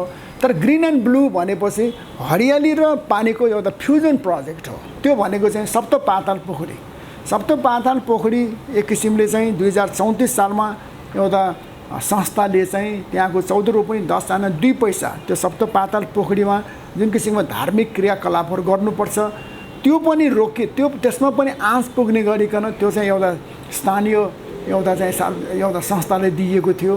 तर त्यहाँका स्थानीय व्यक्तिहरूले चाहिँ यो यसो गर्नु हुँदैन, यो चाहिँ यहाँको लोकल मान्छे र यहाँको चाहिँ जात्रा पर्व धार्मिक कार्यको चाहिँ स्थान हो यो भनेर उहाँले चाहिँ मुद्दा लड्नुभयो र अन्ततगतमा उहाँले जित्नुभयो। तसर्थ त्यो ठाउँमा चाहिँ मैले ललितपुर महानगरपालिकाले चाहिँ यहाँ चाहिँ ग्रिन एन्ड ब्लू प्रोजेक्टको व्यवस्थापन हामीले यहाँ गर्नुपर्छ, ग्रिन एन्ड ब्लू प्रोजेक्टको व्यवस्थापन गर्नुपर्छ भनेर त्यहाँ चाहिँ हामीले डिपिआर तयार गरिसकेका छौँ र त्यो डिपिआरको कार्यान्वयन चाहिँ हामी गर्न गइरहेका छौँ। र यही मौकामा हामीले चाहिँ त्यो सप्तपाताल पोखरीको क्षेत्रमा अशोक स्तूप छ, त्यो अशोक स्तूपभन्दा दक्षिण र अशोक स्तूपभन्दा पश्चिमतिर राजदलले चाहिँ लिइराखेको 3टा पोखरीहरू छन्। त्यो 3टा पोखरीको क्षेत्रफल मलाई जहाँसम्म लाग्छ 28 देखि 30 रोपनी छ। त्यो पोखरी पनि फिर्ता लिन हामी चाहिँ सफल भएका छौँ र त्यसको चाहिँ पनि हामीले एउटा एमओयू गरेर त्यो पोखरी पनि अब सार्वजनिक गर्नको निमित्त हामी चाहिँ सफल भएका छौँ र अब त्यसको पनि म चाहिँ डिपिआर गराएर त्यहाँ पनि हामी चाहिँ काम शुभारम्भ गर्न गइरहेको छु। र यो वर्ष आर्थिक वर्ष 2078-79मा यी प्रोजेक्टलाई इम्प्लिमेन्ट गर्न कार्यान्वयन गर्नको निमित्त 5 करोड रुपियाँको बजेटको पनि व्यवस्थापन भइसकेको छ। ललितपुर महानगरपालिकाको मेयर चाहिँ पार्कमा फोकस हुनुभयो, पार्किङमा फोकस हुनु भएन, पार्किङ गर्ने ठाउँ छैन भनेर जनताले गुनासो गर्छन् के साँच्चै त्यस्तै हो? अब त्यो होइन भनौँ भने पार्किङ अस्तव्यस्तै छ, हो भनौँ भने हामीले चाहिँ त्यति राम्रो सुधार चाहिँ गर्न सकिरहेको चाहिँ छैन। तर हामीले एउटा अर्को नयाँ कन्सेप्ट पनि ल्याइरहेका छौँ। हामीले भर्टिकल पार्किङको हामी अहिले स्टडी गरिरहेका छौँ र भर्टिकल पार्किङमा लगानी गर्नको निमित्त विदेशी दात्री संस्थाहरूले चाहिँ इन्ट्रेस्ट देखाउनु भएको छ। तर त्यसलाई चाहिँ हामीले कार्यान्वयन गर्ने सन्दर्भमा चाहिँ हामी त्यति छलाङ्गै त मार्न सकिएको चाहिँ छैन। तर अहिले हामीले चाहिँ 4-5 ठाउँमा भर्टिकल पार्किङ राख्न सकिन्छ है भनेर हाम्रो चाहिँ अध्ययन हामीले गरिसकेका छौँ। अब यसको निमित्त चाहिँ मतलब लगानीकर्ता अथवा दात्री निकायहरू चाहिँ हामीले ल्याउने पक्षमा चाहिँ हामी अग्रसर भइरहेका छौँ। हजुर, अब मैले अलिकति यो जनशक्ति निर्माणको कुरालाई पनि यहाँसँग जोड्न खोजेँ। जस्तै भौतिक कुराहरू त निर्माण भयो, बाटो बन्यो, मन्दिर बन्यो, सम्पदाहरूको संरक्षण भयो, तर जनशक्ति निर्माणमा चाहिँ हामी लगानी गर्न ओभरअल स्थानीय तह, सम्पूर्ण स्थानीय तह नै अलिकति ब्याक भएको हो कि भनेर स्थानीय तहका विज्ञहरूले भन्नुहुन्छ। महानगरपालिका, नगरपालिका, गाउँपालिकाको चाहिँ प्राथमिकता भनेको चाहिँ जहिले पनि सडक बनाउने, मन्दिर बनाउने, वडा कार्यालय बनाउनेमै रह्यो। तर जनशक्ति निर्माणमा चाहिँ उहाँहरूले ध्यान पुर्याउन सक्नु भएन भन्ने खालको यहाँहरू समग्र स्थानीय तहका प्रमुखहरूलाई उहाँहरूको आरोप छ अथवा गुनासो छ भनौँ। यो विषयमा चाहिँ महानगरले जनशक्ति निर्माणलाई चाहिँ कसरी प्राथमिकतामा राखेको छ? अब यो अलिकति राजनीतिक प्रश्न पनि हो। यो राजनीतिक प्रश्न किन भन्दाखेरि हामीले बाटोघाटो बनाउँदाखेरि सबले देखिन्छ होइन, फलाना मेयरले यति राम्रो बाटोघाटो बनायो, राम्रो काम गर्यो भन्ने चाहिँ एउटा पोजिटिभ मेसेज सम्प्रेषण हुन्छ। तर जनशक्ति निर्माण गर्ने भनेकोमा चाहिँ खास त्यसले चाहिँ खास त्यतिको देखिँदैन, तत्काल देखिँदैन होइन। त्यसले गर्दाखेरि अलिकति गाह्रो साह्रो त्यस अर्थमा छ। तर अब हामी ललितपुर महानगरपालिकाले एक किसिमको जनशक्ति निर्माण सन्दर्भमा हामीले यथेष्ट मात्रामा ट्रेनिङहरू दिएका छौँ, विभिन्न किसिमको ट्रेनिङहरू दिएका छौँ। तर मेरो यसमा अलि चित्त बुझाइ छैन, किन भन्दाखेरि जुन रफ्तारमा ट्रेनिङको निमित्त ललितपुर महानगरपालिका लगायत अन्य पालिकाहरूले चाहिँ लगानी गरेको हुन्छ त्यो चाहिँ प्रोडक्टिभ भएन, त्यो नतिजा उन्मुख भएन। ट्रेनिङ लिएकाहरूले चाहिँ काम गरी देखाएको भए हुन्थ्यो नि त, तर त्यति चाहिँ यहाँ भइरहेको चाहिँ छैन। त्यसरी यतातिर चाहिँ हामीले सुधार गर्नुपर्छ भन्ने चाहिँ मेरो भनाइ हो। हजुर, अब यहाँको कार्यकाल, यो पटकको कार्यकालको थोरै समय बाँकी छ। यो समयमा गर्न बाँकी कामहरू त यहाँले अघि भनिहाल्नुभयो, तर गर्न मन लागेको तर गर्न नसकेको हुन्छ नि, जो चाहिँ कानुनको कुराले, बजेटको कुराले अथवा समन्वयको कुराले, त्यो चाहिँ के रह्यो मेरो साथ? होइन, यसमा चाहिँ धेरै कुरा हुँदो रहेछ। यसमा चाहिँ जस्तै अब मैले यहाँलाई भन्नै पर्छ कि मैले यो स्मार्ट स्ट्रिट लाइटको हामीले परिकल्पना गऱ्यौँ। त्यसपछि त्यसलाई चाहिँ कार्यान्वयन गर्ने सन्दर्भमा यो सरकारको पैसा खर्च गर्न जतिको गाह्रो काम अरू नहोला विधिसम्मत तवरले होइन।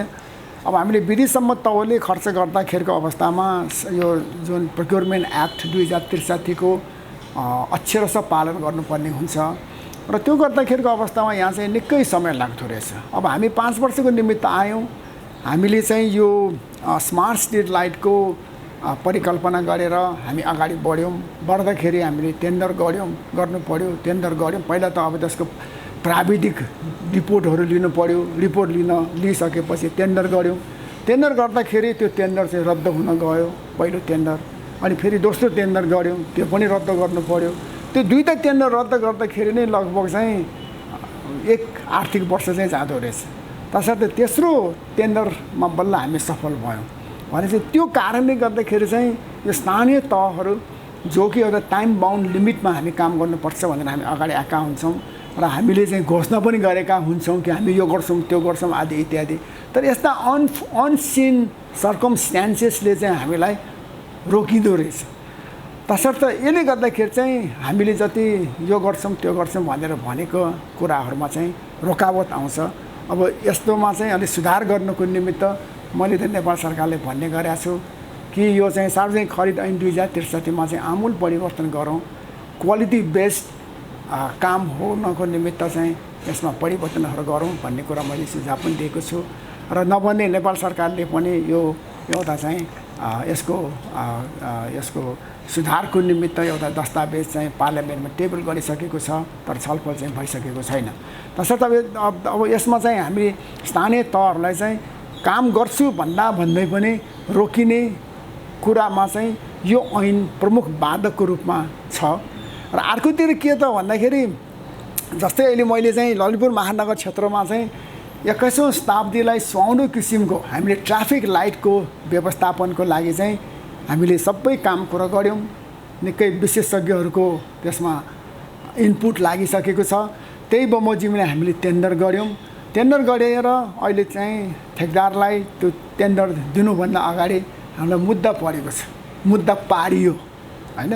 तसर्थ अब त्यतातिर हामीले काम अगाडि बढाउन सकिरहेका छैनौँ भने अनि यो संहितामा महानगरपालिकाको चाहिँ प्रत्येक वडामा एकजना सिभिल इन्जिनियरको व्यवस्थापन हुनुपर्छ भन्ने चाहिँ ऐनमा छ। त्यो कुरालाई चाहिँ हामीले कार्यान्वयन गर्नको निमित्त विधिसम्मत तवरले हामीले चाहिँ इन्जिनियरहरूलाई चाहिँ हामी काम दिनको निमित्त विधिसम्मत तवरले हामी अगाडि बढ्यौँ। तर लिखितमा नतिजा निकाल्यौँ।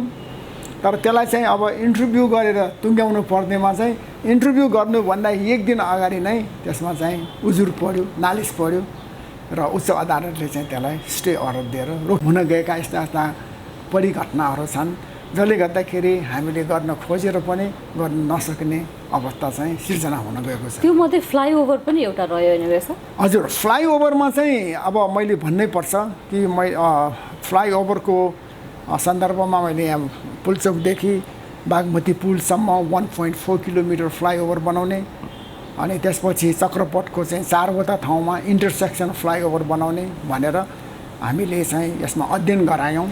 र अध्ययन गराउँदाखेरिको अवस्थामा यो पुलचोकदेखि बागमती पुलसम्मको फ्लाइओभरको जुन रकम निस्कियो, पैसा निस्कियो, त्यो चाहिँ ललितपुर महानगरपालिकाको 1 आर्थिक वर्षको पुरा बजेटले पनि नभ्याउने हो, नम्बर 1।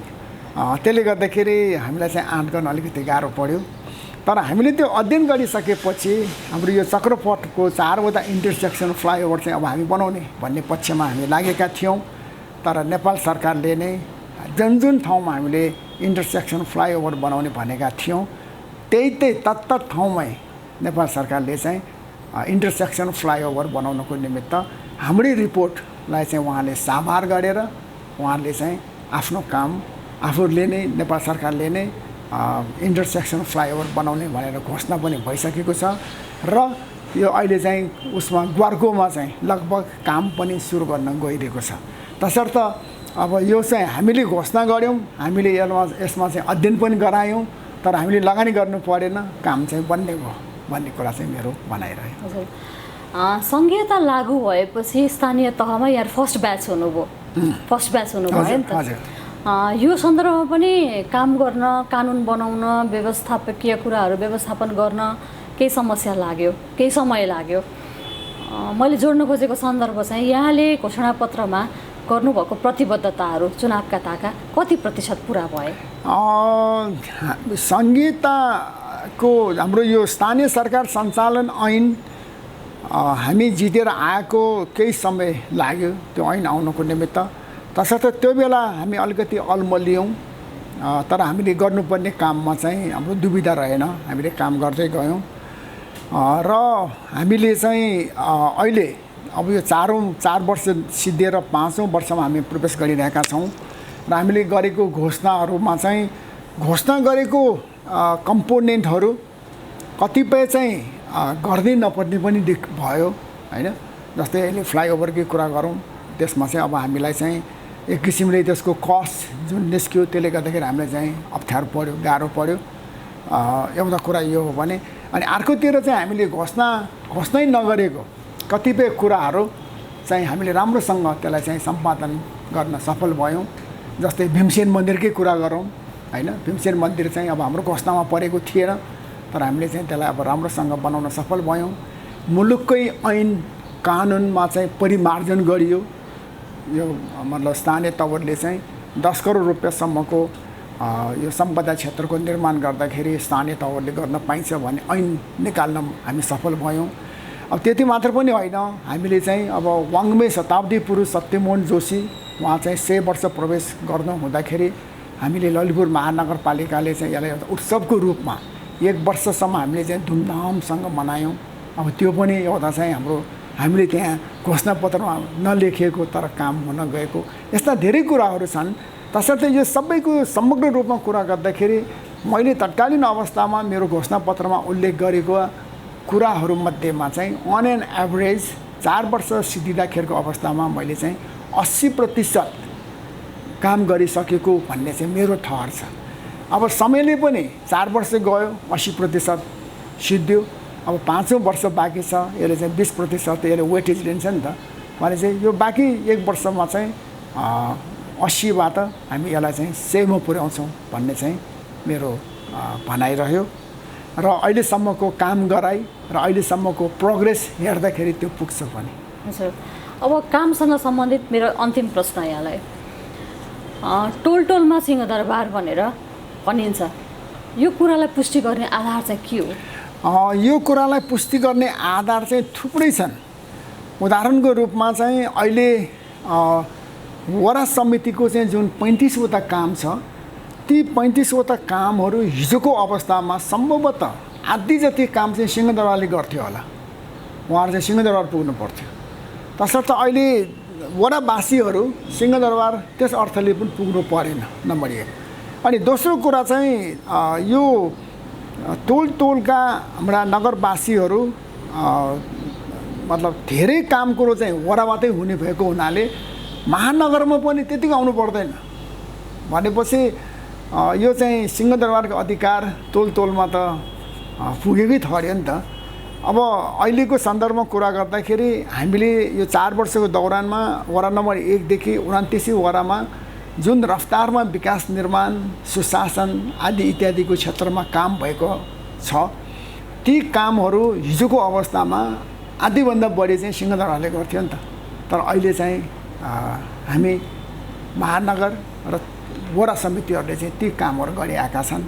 तसर्थ उहाँहरूलाई चाहिँ सिंहदरबार चाहिँ धाइराख्नु पर्ने अवस्था चाहिँ देखिएन, रहेन र उहाँहरूको बिचमा चाहिँ स्थानीय टोलवासी र सिंहदरबारको बिचमा चाहिँ वास्तवमै सम्बन्ध नै मतलब काटिएको जस्तो भान भइरहेको छ। यो कोरोनाको बेलामा स्थानीय तह नभएको भए के हुन्थ्यो होला? त्यो परिकल्पना गर्नै सकिँदैन। कोरोनाको समयमा स्थानीय तह नभइदिएको भए, स्थानीय तह हुँदाखेरि हामीलाई यति महाभारत भयो, यति गाह्रो पर्यो कि हामी चाहिँ प्रत्येक घर दैलोमा हामी पुग्यौँ। धेरै गाउँठाउँ मतलबहरूमा चाहिँ हामी पुग्यौँ। नगरेको काम भनेको केही पनि छैन। मैले अघि नै भने एक किसिमको यो चाहिँ एडहक बेसिसमा हामीले काम गर्नुपर्ने, कुनै चाहिँ ट्रायल बेसिसमा पनि काम गर्नुपर्ने र ती कामहरू हामीले चाहिँ जुन रफ्तारले गऱ्यौँ त्यो गर्न हामी सफल भयौँ टु सम एक्सटेन्ट। त्यो सफल हुनुमा चाहिँ खासै कुरा के त भन्दाखेरि त्यो प्रत्येक टोलको हाम्रो टोलवासीहरू उहाँहरूसँग त हाम्रो जनप्रतिनिधिहरू एकदमै क्लोज कनेक्सनमा छन् नि त, नजिकको सम्बन्ध छ। उहाँले नै जिताएर पठाएका जनप्रतिनिधिहरू हुन्, तसर्थ उहाँहरूको सुख दुःखको बारे पनि सबै थाहा भएको। त्यसले गर्दाखेरि हामीले यो कोरोनाको सन्दर्भमा जे जति कामहरू गऱ्यौँ त्यो काम गर्दाखेरि नेपाल सरकारलाई चाहिँ ज्यादै सजिलो भएको छ। तर हाम्रो एउटा विमति चाहिँ के त भन्दाखेरि नेपाल सरकारले हामीलाई आदेश चाहिँ प्रशस्त दियो। नगरपालिकाहरू सबै भन्छन्, गाउँपालिकाहरू सबै भन्छ, एउटा चाहिँ आदेश दिएर ल्याउँछ। त्यो आदेश कार्यान्वयन गर्नको निमित्त त पैसा चाहिन्छ नि, तर नेपाल सरकारले 2 रुपियाँ पनि दिएन, खालि आदेश मात्रै दिने। त्यो आदेश पनि कतिपय आदेश त हामीलाई रिस उठ्ने किसिमको आदेश हुन्थ्यो। आज बेलुकी आदेश आएर भोलिदेखि लागू गर्नुपर्ने त्यस्तो किसिमको आदेश आउँथ्यो।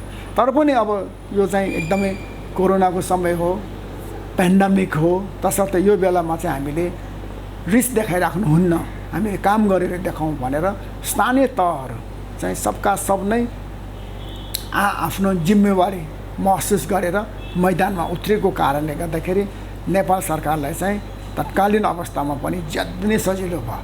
र त्यो चाहिँ अहिले पनि कन्टिन्यू त भइरहेकै छ। अहिले पनि अब हामीले ललितपुर महानगरपालिकाकै कुरा गर्ने हो भने अहिलेसम्ममा हामीले चाहिँ यो जुन आइसोलेसन खोलेको अघि भने जस्तै आइसोलेसन सन्दर्भमा हामीले राम्रो काम गऱ्यौँ। र अहिले चाहिँ जुन भ्याक्सिनेसनको कुरा छ, भ्याक्सिनेसनको काममा पनि हामी ललितपुर महानगरपालिकाले कसैले पनि हे भन्न नसक्ने गरिकन चाहिँ हामीले काम गरिरहेका छौँ। र अब पनि अझै पनि यो भ्याक्सिनेसनको त अझै धेरै काम बाँकी छ। त्यहाँ पनि हाम्रो तर्फबाट कुनै पनि कमजोरी नहुने गरिकन हामी काम गर्छौँ। हजुर, यो भ्याक्सिनेसनकै कुरा गर्दाखेरि महानगरपालिकाले हिजो भर्खर एउटा सूचना जारी गरेको छ। त्यो सूचना चाहिँ केमा केन्द्रित छ भने शारीरिक र मानसिक रूपमा खोप अशक्तहरू जो चाहिँ खोप केन्द्रमै पुगेर खोप लाउन सक्नुहुन्न उहाँलाई चाहिँ महानगरपालिकाले विशेष व्यवस्था गर्छ भनिएको छ। यो भन्न खोजेको के हो? यसमा चाहिँ अब हामीले अहिलेसम्म खोपको सुविधा दिँदाखेरि हामीले एउटा एज बार राखेर 60देखि 64 वर्ष, 64देखि 70 वर्ष, 70 वर्षभन्दा माथिको भनेर जसरी हामीले चाहिँ त्यहाँ चाहिँ क्लासिफाई गरेर वर्गीकरण गरेर चाहिँ खोपहरू दियौँ। त्यो खोप दिँदाखेरिको अवस्थामा त्यही एज बारमै पर्ने अशक्तहरू हुनुहोला, कोही चाहिँ अब सिनियर सिटिजनहरू जसलाई कि मतलब चाहिँ खोप केन्द्रसम्म आउन गाह्रो परेको, कोही चाहिँ मतलब अपाङ्गता भएका व्यक्तिहरू होला जसलाई कि मतलब खोप केन्द्रसम्म आउन गाह्रो भएको, र यस्तो व्यक्तिहरूलाई चाहिँ छुटाउनुहुन्न भन्ने हिसाब किताब राखेर हामीले चाहिँ अब अर्को अहिले चाहिँ हामीले डेटा सङ्कलन गरिरहेका छौँ कि त्यस्तो व्यक्तिहरूलाई हामी उहाँहरूको घरमै हाम्रो स्वास्थ्य कर्मीहरू गएर हामी उहाँलाई चाहिँ खोप सुविधा दिने भनेर चाहिँ हिजै मात्र हामीले एउटा चाहिँ सार्वजनिक नोटिस जारी गर्यौँ। हजुर, अब मैले यहाँको कामसँग पदीय जिम्मेवारीसँग जोडेर गर्ने प्रश्नहरू सकियो। म एक दुईवटा अफ द बिट प्रश्नहरू गर्छु यहाँलाई, त्यसको जवाफ चाहिँ यहाँले सहज हुने गरी नै दिनुहोला। तपाईँ आफूलाई यसो कहिलेकाहीँ एक्लै बस्दा आफू कस्तो मान्छे जस्तो लाग्छ आफू पर्सनल्ली? म एकदमै साधारण। कसरी साधारण? के कुराले पुष्टि गर्छ त्यो कुरा साधारण कुरा? होइन, अब त्यो मान्छे साधारण भन्दाखेरि अब म मेयर भएर अब 5 वर्षको निमित्त काम गरेँ। अब हुनु त महानगरको मेयर भनेको चाहिँ प्रोटोकल निकै माथि पर्छ र उसँग चाहिँ एक्जिक्युटिभ अधिकारहरू थुप्रै छन्। तर अब यी एक्जिक्युटिभ अधिकार मसँग छ, म चाहिँ प्रोटोकली एकदम हाई पोजिसनमा छु भनेर मैले चाहिँ आफ्नो नगरवासीहरूसँग त्यस्तो किसिमको व्यवहार गर्यो भनेदेखि त अर्को पटकको इलेक्सनमा त बिग्रिन्छ नि त, होइन र?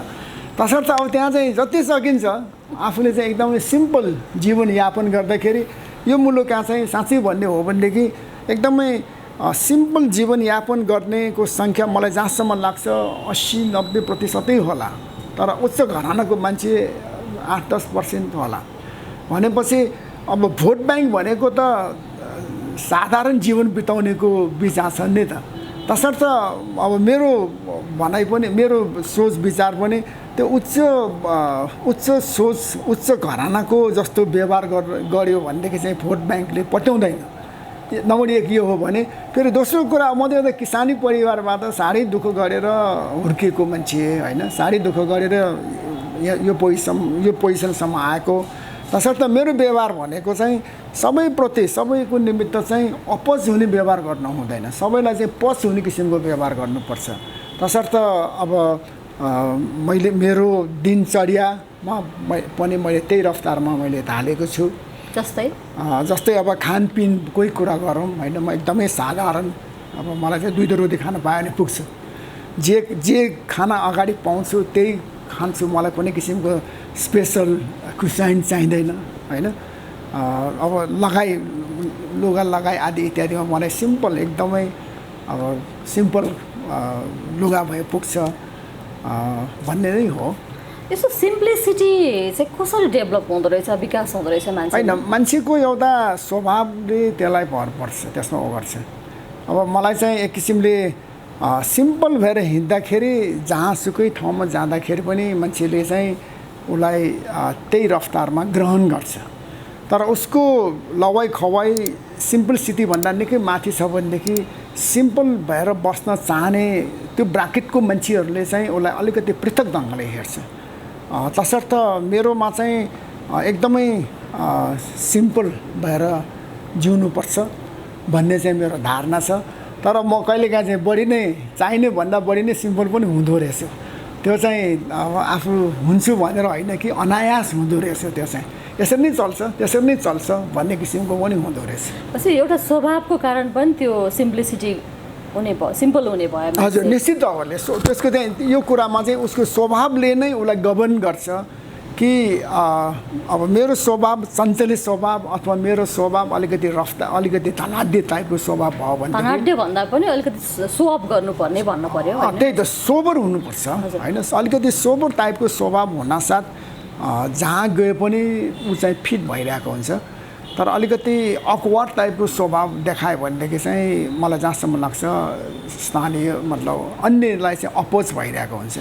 तसर्थ स्वभावमा एकदम सिम्पल हुनु पर्यो अनि व्यवहारमा चाहिँ राम्रो हुनु पर्यो। व्यवहारमा मैले अब आफूभन्दा अलि तलको अथवा जो कोहीसँग पनि व्यवहार गर्दाखेरि चाहिँ एकदमै असल टाइपको व्यवहार हुनु पर्यो। त्यसमा चाहिँ अब एक किसिमले अरूलाई अपोज हुने किसिमको व्यवहार गर्नु भएन। कुनै पनि काम कुरो हुन्न नै भन्नुपर्ने अवस्था छ भने तापनि त्यसलाई हुन्न यस कारण भनेर कारण दिनु पर्यो। बुलेटमा 1 2 3 गरेर भन्यो भनेदेखि चाहिँ उहाँलाई चित्त बुझ्छ। तर त्यो नबनिकन उसलाई चाहिँ एकैचोटि तिम्रो काम हुँदैन यो त्यो भन्न थाल्यो भनेदेखि चाहिँ अपोज हुन्छ। तसर्थ मेरोमा चाहिँ अब यी कुराहरू फेरि सिक्दै जाने कुराहरू हुन्। यो कुरा चाहिँ हटपट्टि यसको चाहिँ एन्ड हुँदैन, अन्त हुँदैन। यसको सिकाइ चाहिँ अनन्तसम्म चाहिँ गइरहन्छ। हजुर, मेरो अब अन्तिम प्रश्न, जिम्मेवारी र समयको हिसाबले जनप्रतिनिधि यो यहाँको चौथो पटक हो, 3 पटक वडा अध्यक्ष भइसक्नु भएको, अहिले मेयर हुनुहुन्छ नगरपालिका महानगरपालिकाको। अबको योजना के छ यहाँको? मेरो यो जनप्रतिनिधिको हिसाबले चाहिँ चौथो पटक हो। तर मैले चाहिँ ज्यापु समाजको अध्यक्ष भएर काम गरेको चाहिँ झन् क्रुसियल छ त्यो चाहिँ। तसर्थ म त्यसलाई पनि एक अवधि ठान्छु। त्यो भनेको त्यो बेलामा चाहिँ म ज्यापु समाजको अध्यक्ष हुँदाखेरि यहाँ चाहिँ जनप्रतिनिधिहरू थिएनन्। देश चाहिँ माओवादी को जुन यो द्वन्द्व उत्कर्षमा थियो, त्यो बेला म ज्यापु समाजको अध्यक्ष थिएँ। त्यसैले त्यो बेलाको अवस्था भनेको निकै अप्ठ्यारो थियो र स्थानीय जनप्रतिनिधि नभएको अवस्थामा यस्ता जनप्रतिनिधिहरूले गर्ने काम कुरोहरू चाहिँ प्रायःजसो ज्यापु समाजमा आउँथ्यो र त्यसको डिल चाहिँ मैले गरेको थिएँ। त्यो अवस्था पनि निकै क्रुसियल थियो। अब यो अवधिहरूलाई चाहिँ हेर्दाखेरि एक किसिमले काम गर्न त धेरै गाह्रो छ। आफ्नो व्यक्तिगत समय भनेको चाहिँ हुँदो रहेनछ। 24 आवर जनताकै मान्छे भएर काम गर्नुपर्ने। तर तपाईँलाई खुसी लाग्छ नि होइन यसरी काम गर्न? त होइन, मलाई त एकदमै खुसी लाग्छ। मलाई चाहिँ कस्तो भने म कुनै पनि कुरामा सुरुदेखि अन्तसम्म म डिल गर्छु। त्यसमा चाहिँ सहभागी भएर काम कुरो गर्दाखेरि अन्तमा चाहिँ जुन नतिजा निस्किन्छ नि त्यो चाहिँ प्रायः जसोमा पोजिटिभ निस्किन्छ, त्यो नतिजाले खुसी दिन्छ, सकारात्मक नतिजा निस्किन्छ र त्यो नतिजाले चाहिँ अब त्यसको सुरुवातीदेखि त्यो अन्तसम्म काम गर्दाखेरि जति थकाइ महसुस हुन्छ, जति चाहिँ टेन्सन महसुस हुन्छ त्यो चाहिँ सबै बिर्सिन्छ र त्यो जुन राम्रो नतिजा आयो त्यसले चाहिँ निकै खुसी अनुभूति गराउँदो रहेछ। एउटा राजनीतिज्ञ अथवा एउटा सामाजिक कार्यकर्ताको निमित्त त्यो जतिको खुसीको क्षण सम्भवतः अरू हुन्न होला। अब ज्यापु समाजको अध्यक्षको जिम्मेवारी सहित गर्दा 5वटा जनप्रतिनिधि 5 पटक जनप्रतिनिधिको भूमिकामा रहेँ भन्नुभयो यहाँले होइन? अब 6औँ पटक चाहिँ कसरी अगाडि बढ्ने प्लान गर्नुभएको छ अथवा रिटायरमेन्ट भनेको रिटायर्ड बट नट टायर्ड भएर बस्ने कि अथवा सांसद अथवा त्योभन्दा माथि मेयरभन्दा माथिको पदमा जाने कि होइन, अथवा मेयरै भएर नगरलाई अझै अर्को रफ्तारमा विकास गराउने भन्ने योजना छ? केही सोच्नु भएको छ? के छ प्लान? अब यो निकै महत्त्वपूर्ण र दुविधाको प्रश्न यहाँले सोधिदिनु भयो। अब मैले अघि पनि एकचोटि निवेदन गरेँ, यो मेयर भन्ने पोजिसन चाहिँ यो चाहिँ एक्जिक्युटिभ कार्यकारिणी पद हो र प्रत्यक्ष तवरले यो महानगरपालिकामा यहाँको स्थायी बासिन्दा भनेको 2068 जनगणना अनुसार 2,68,000 भए तापनि यहाँको फ्लोटिङ पपुलेसन आदि इत्यादिको हिसाब गऱ्यो भने यहाँ चाहिँ लगभग 8 लाखको चाहिँ जनघनत्व छ। यसको भूगोल भनेको 36.2 वर्ग किलोमिटर छ। भूगोल सानो छ, जनसङ्ख्या बढी छ, तसर्थ यो पनि एउटा चाहिँ यसको डेमोग्राफी चाहिँ अलिकति गाह्रै छ, अप्ठ्यारै छ, काम गर्न चुनौती छ। तर यति हुँदै पनि यो महानगरको प्रत्यक्ष जनताद्वारा प्रत्यक्ष तवरले चुनेर आउने पद भएको कारणले यसको महत्त्व चाहिँ ज्यादै नै छ, अति महत्त्वपूर्ण छ। र अघि भने जस्तै काम गर्दाखेरि चाहिँ प्रत्यक्ष तवरले नगरवासीहरूसँग चाहिँ प्रत्यक्ष तवरले काम गर्न पाउने भएको हुनाले यसको महत्त्व बेग्लै छ। अनि अर्को कुरा, अब यहाँले सोधनी गर्नुभएको यो पछि वाट नेक्स्ट भन्ने जुन प्रश्न छ, अब यसमा चाहिँ अब वाट नेक्स्टको विषय अब त्यो चाहिँ मेरो काबुमा त छैन। यो चाहिँ एक त यो बहुदलीय पद्धतिमा चाहिँ पार्टीले चाहिँ पत्याउनु पर्यो। नम्बर 1, पार्टीले पत्याएर पनि फेरि नगरवासीले पनि पत्याउनु पर्यो। अब यो दुईटाको सङ्गम मिल्न गयो भने अर्को पटक पनि सम्भवतः सम्भावना होला। र नेपालको संविधानले चाहिँ मेयरमा चाहिँ 2 पटकसम्म चुनाव लड्न पाइन्छ, 2 पटकसम्म मेयर हुन पाइन्छ भन्ने व्यवस्थापन छ। तर मेरो व्यक्तिगत कुरा भन्ने हो भने यो पदमा बसेर मैले चाहिँ जसरी काम गरिरहेको छु, यो काम गराएको कारणले गर्दाखेरि मलाई चाहिँ यो मन्दिरतिर गएर धर्मकर्म गर्नै पर्दैन। मैले नगरवासीहरूको चाहिँ यसरी सेवा गरिरहेको छु कि उहाँले मलाई धेरैले नै उहाँले चाहिँ वरदान दिनुभएको छ। तसर्थ यो मौका चाहिँ छुटाउनु हुन्न कि भन्ने मेरो धारणा छ। तर अब परिस्थितिले के हुन्छ, अघि भने जस्तै आफूले मात्र चाहेर हुँदैन, यसमा पार्टीको पनि कुरा छ, त्यसपछि फेरि जनता जनार्दनले पनि पत्याउनु पर्यो। अब यो दुईटाको फ्युजन भयो भनेदेखि चाहिँ सम्भवतः मेरो इच्छा पनि अर्को एक पटक सहयोग सेवा गर्न पाउने हुन्छ कि भन्ने चाहिँ मेरो धारणा छ। यहाँलाई चाहिँ जनताले दिनुभएको त्यो वरदान पक्कै पनि सकारात्मक नै छ, त्यस कारणले यहाँलाई शुभकामना। हस्, यहाँलाई धेरै धेरै धन्यवाद। जनताको वरदान म माथि रहिरहोस्। म उहाँहरूलाई चाहिँ कुनै पनि किसिमले मेरो काम गराइले मैले उहाँहरूको चाहिँ शिर निहुर्ने काम चाहिँ म कदापि चाहिँ गर्दिनँ भन्ने कुरा चाहिँ मैले यहाँको शब्दपाती सञ्चार माध्यम मार्फत मैले मेरो नगरवासीहरूलाई चाहिँ मैले अनुरोध गरेँ। हस् मेयर साहब, धन्यवाद समयका लागि। नमस्कार। हस्, नमस्कार।